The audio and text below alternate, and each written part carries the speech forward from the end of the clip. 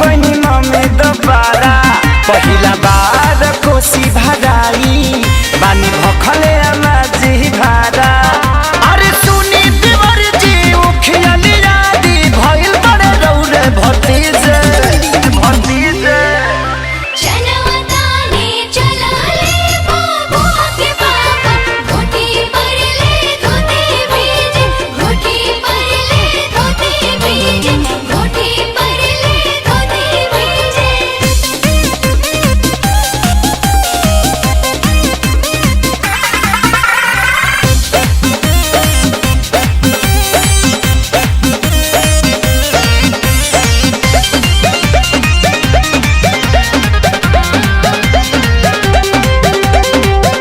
हमारा लकीन ले कुसुम रंग के साड़ी परब में शामिल जब की बड़की मौसी बाड़ी।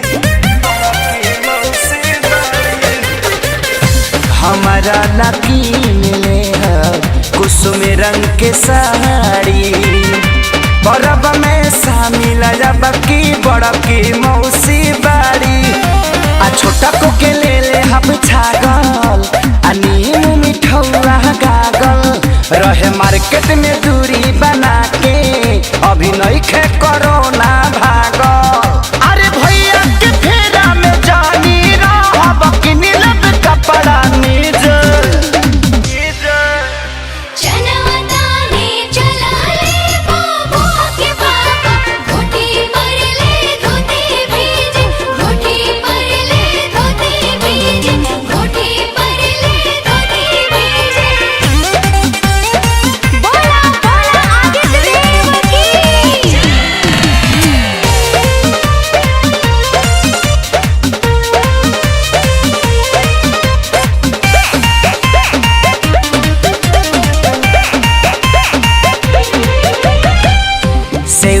शरीफा मीठा ले हब ज्यादा केरा के खवद काटा बाइले हब आधा।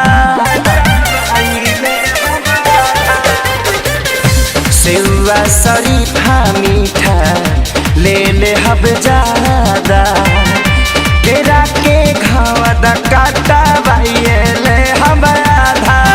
अरे अरग दी है सैया के सारी ओकर बाद हमार बाबारी आ छठी मैया कृपा करी है उनके महिमा होए भाई।